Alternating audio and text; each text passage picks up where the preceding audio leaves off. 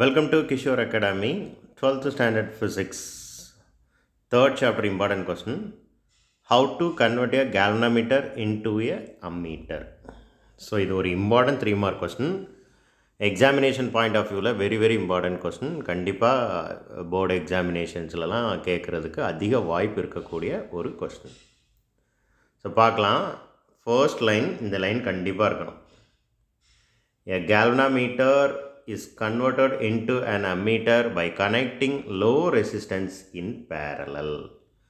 Low resistance in parallel. இந்த word வந்து ரொம்ப முக்கியம். இந்த லைன் ஃபர்ஸ்ட்டு இருக்கணும்.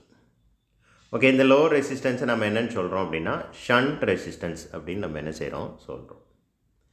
அப்புறம் பிக்சரில் பாருங்கள், ஐ அப்படிங்கிறது டோட்டல் கரண்ட். இந்த ஏ அப்படிங்கிற ஜங்ஷனுக்கு வந்த பிறகு அது ரெண்டு கரண்ட்டாக டிவைட் ஆகி போகுது. ஒரு பார்ட் ஆஃப் கரண்ட் வந்து கேல்வனாமீட்டரை நோக்கி போகுது. அதில் ஃப்ளோ ஆகக்கூடிய கரண்ட் ஐ ஆஃப் ஜின்னு வச்சுருக்கிறோம். அப்போ இப்போ ஐயிலேருந்து ஐஜியை கழிச்சோன்னா மீதி ஒரு கரண்ட் இருக்கும். அப்போ அந்த கரண்ட் மட்டும்தான் அப்போ இந்த டைரெக்ஷன் வழியாக ஃப்ளோ ஆக முடியும். ஓகேவா? இப்போ இந்த கேபிட்டல் ஜி அப்படிங்கிறது கேல்வனாமீட்டரோட ரெசிஸ்டன்ஸ் அப்படின்னு நம்ம வச்சுக்கிறோம். இந்த எஸ் அப்படிங்கிறது ஷண்ட் ரெசிஸ்டன்ஸ். இப்போ நம்ம பேரலாக ஜாயின் பண்ணோம் இல்லையா? ஸோ அந்த ரெசிஸ்டன்ஸ் அதை நம்ம ஷண்ட் ரெசிஸ்டன்ட்னு வச்சுக்கிறோம். ஸோ இதோட எக்ஸ்ப்ளனேஷன் தான் இங்கே இருக்கும். இப்போது இந்த டெரிவேஷன் பார்ட்டுக்கு நான் எக்ஸ்ப்ளனேஷன் கொடுக்குறேன். ஸோ பேரலாக கனெக்ட் பண்ணால் ரெண்டுலேயுமே வோல்டேஜ் சேமாக இருக்கும். So V of galvanometer is equal to V of shunt. V is equal to IR. So கேல்வனாமீட்டரில் ஃப்ளோ ஆகக்கூடிய கரண்ட் வந்து I, அதில் ஃப்ளோ ஆகக்கூடிய ரெசிஸ்டன்ஸ் வந்து Rன்னு வச்சுருக்கிறோம். சாரி, அப்போல ஜின்னு சொல்லியிருப்பேன். So that's wrong. ஸோ கேல்வனாமீட்டரில் ஃப்ளோ ஆகக்கூடிய ரெசிஸ்டன்ஸ் வந்து R. ஸோ அது போக ஷண்ட்டில் மீதி உள்ள கரண்ட் தான் ஃப்ளோ ஆச்சு. அதை நான் அப்படியே எக்ஸ்பிளைன் பண்ணேன். ஸோ அதில் ஃப்ளோ ஆகின கரண்ட் வந்து I minus I of G. அங்கே உள்ள ரெசிஸ்டன்ஸ் வந்து S. So V is equal to IR அப்படிங்கிற ஃபார்முலா படி இந்த ரெண்டு பக்கமும் இந்த வேல்யூஸ் என்ன செஞ்சிட்டோம், சப்ஸ்டிடியூட் பண்ணிட்டோம். இப்போ எஸ்ஸை மட்டும் ஒரு சைடு வச்சுட்டு மீதி ஃபுல்லாக அட் சைட் கொண்டு வரணும். அப்போ ஐஜி ஆர்ஜி அப்படியே தான் இருக்கும். அப்படியே இருக்கா? இந்த I minus I of G வந்து மட்டும் ஈக்குவல் டு அடுத்த சைடு வரும். அடுத்த சைடு வந்துச்சுன்னா டினாமினேட்டருக்கு வந்துடும். இந்த வந்துருச்சு பாருங்கள். ஸோ இந்த ஸ்டெப்லேருந்து இந்த ஸ்டெப் வேறு ஒன்றுமே செய்யலை. இந்த ஸ்டெப்லேருந்து இந்த ஸ்டெப் வேறு ஒன்றுமே செய்யலை. எஸ்ஸை மட்டும் ஒரு சைடு வச்சுட்டு மீதி ஃபுல்லாக அட் சைட் கொண்டு வந்திருக்கிறாங்க. That's all.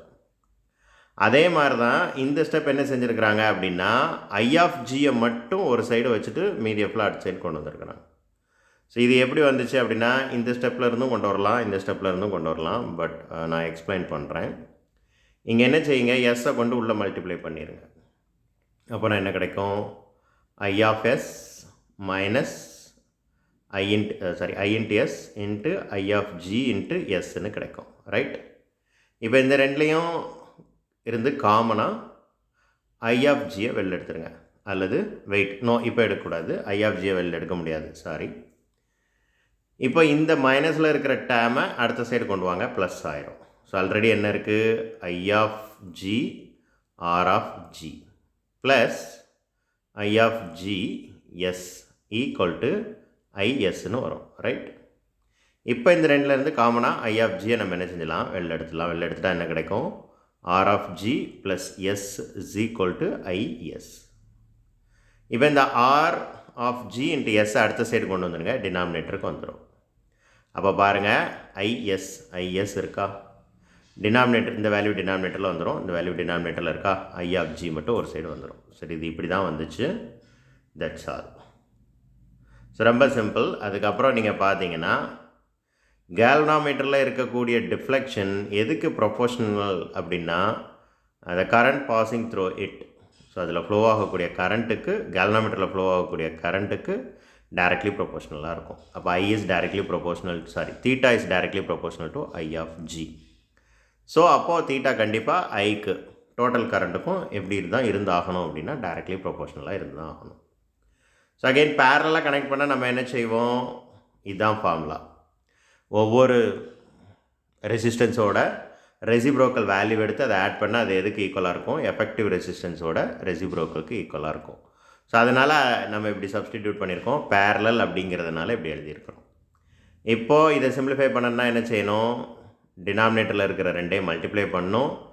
நியூமரேட்டரில் இந்த ரெண்டு வேல்யூவே கிராஸ் மல்டிப்ளை பண்ணணும். அப்படி பண்ணியிருந்தால் என்ன கிடச்சிருந்துருக்கும், R of G plus S, right?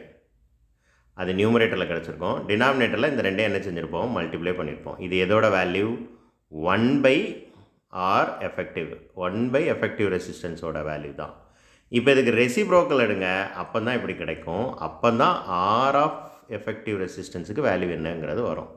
So இதை எல்சிஎம் எடுத்து சிம்பிளிஃபை பண்ணி அதுக்கப்புறம் ரெசிப்ரோக்கல் எடுத்துருக்குறோம். தட்ஸ் ஆல், இவ்வளோ தான்.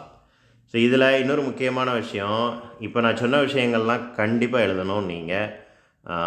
இது போக வேறு எதெல்லாம் எழுதணும், எதெல்லாம் எழுதக்கூடாது அப்படிங்கிறத உங்களோட கிளாஸ் டீச்சர்ஸ் கிட்ட கேட்டு கன்ஃபார்ம் பண்ணிக்கோங்க. ஏன்னா இந்த கொஸ்டினை பொறுத்தளவுக்கு நிறையா கன்ஃபியூஷன் இருக்குது. But very very important question. நான் சொன்ன பாயிண்ட்ஸ்லாம் கண்டிப்பாக எழுதணும். ஃபுல் மார்க் எடுக்கணும்னு நினைக்கிறவங்க உங்கள் டீச்சரோட அட்வைஸை ஃபாலோ பண்ணுங்கள். தேங்க்யூ.